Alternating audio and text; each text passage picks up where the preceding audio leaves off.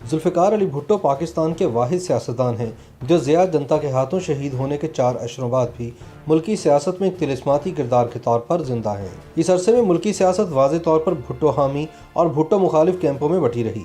اس تقسیم میں اب آ کر کچھ تبدیلی رونما ہو رہی ہے۔ 5 جنوری سن 1928 کو جاگیردار گھرانے میں پیدا ہونے والے ذوالفقار علی بھٹو صرف مقبول لیڈر ہی نہیں تھے بلکہ ذہین، پڑھے لکھے اور حالات سے آگاہ سیاستدان بھی تھے۔ مورخین کے مطابق 7 چیزوں نے بھٹو کو کرشماتی بنایا۔ پہلا یہ کہ بھٹو سے پہلے عام آدمی سیاست میں غیر مؤثر یا غیر فعال تھا۔ سیاست پر جاگیردار چھائے ہوئے تھے، متوسط طبقے کا کوئی کردار نہیں بنتا تھا۔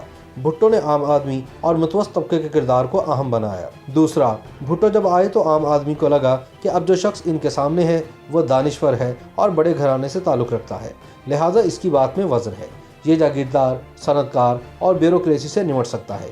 اس سے قبل وہ سمجھتا تھا کہ ان قوتوں سے کوئی نہیں نمٹ سکتا، لہٰذا عام آدمی وہ کسان ہو یا مزدور بھٹو کے پیچھے ہو لیا۔ تیسرا، بائیں بازو کی تنظیمیں سرگرم ضرور تھیں لیکن جاگیرداروں اور نوکرشاہی کے گٹھ جوڑ کی وجہ سے وہ سیاست کے نظام کو بدلنے میں ناکام رہیں۔ کوئی قداور اور بااثر شخصیت ان کے ساتھ نہیں تھی۔ جب بھٹو کی شکل میں روایتی سیاسی بنیادوں کو للکارنے والا ایک بااثر متبادل ابھرا جو سوشلزم کا نعرہ بھی لگا رہا تھا تو انہوں نے اس متبادل کی حمایت کی۔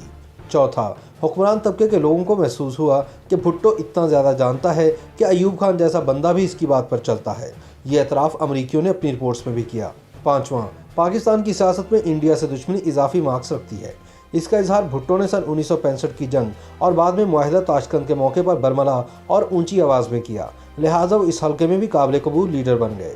چھٹا، نہرو کی طرح بھٹو بھی شاہکار گھرانے سے تعلق رکھنے والے دانشور اور سوشلسٹ نظریات کے حامی سیاستدان تھے۔ دونوں رہنما حکمران طبقے کے لیے بھی پرکشش بنے اور دونوں کو عوام سے بھی بے پناہ محبت ملی۔ نہرو اپنے علم و دانش کی وجہ سے بیک وقت سیاستدانوں، نوکرشاہی اور فوج پر حاوی رہے۔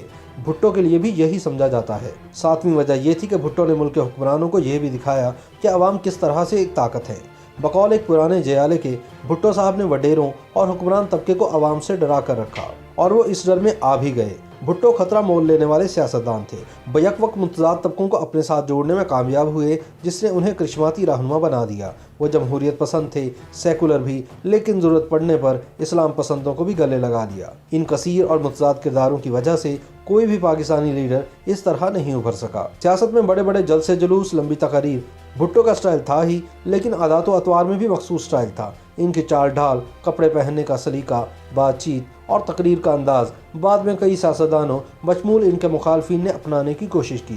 بعض سیاسی رہنماؤں نے بھٹو کی تقاریر کی ویڈیو کیسٹس حاصل کر کے باقاعدہ ان کی نقل کرنے کی بھی کوشش کی۔ بھٹو نے پسے ہوئے طبقات، کسانوں اور مزدوروں کو کئی حقوق دیے۔ قوم پرستوں سے مذاکرات کر کے ملک کو پہلا متفقہ آئین دیا، اگرچہ سن 73 کے آئین کے بعد مارشل لا لگے، تالے آزماؤں نے ترامیم کر کے اس دستاویز کا حلیہ بگاڑا، لیکن ہر بار ملک کو واپس بھٹو کے دیے ہوئے آئین پر ہی لانا پڑا۔ بھٹو کے بعد پیپلز پارٹی آمرانہ و نیم آمرانہ تسلط کے خلاف مسلسل جد و جہد کرتی رہی۔ حکومت بھی آئی لیکن کرپشن اور خراب حکمرانی کی لپیٹ میں آ گئی۔ سیاسی مصلحت کے تحت اسٹیبلشمنٹ کی لائن اختیار کرنے پر پیپلز پارٹی تنقید کا نشانہ بنتی رہی۔ بے نظیر بھٹو اور ذوالفقار علی بھٹو کے عدالتی قتل کے معمے عشروں بعد بھی حل نہیں ہو سکے۔ تاریخ میں بھٹو مزاحمت اور مقبول لیڈرشپ کی علامت کے طور پر زندہ رہیں گے۔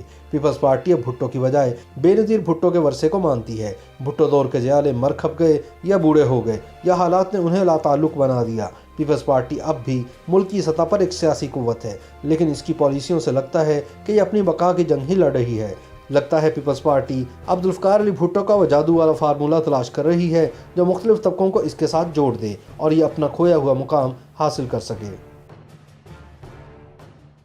YouTube پر گوگلی نیوز دیکھنے کے لیے youtube.com کی سرچ بار میں googly news T V type کریں۔ گوگلی نیوز کے پیج پر سرخ رنگ کے سبسکرپشن والے بٹن پر کلک کرنا نہ بھولیے۔ YouTube پیج پر اپلوڈ ہونے والی ویڈیوز سے باخبر رہنے کے لیے بیل آئیکن پر کلک کیجیے۔ آپ کو ہر نئی ویڈیو کے بارے میں نوٹیفیکیشن موصول ہو جائے گا۔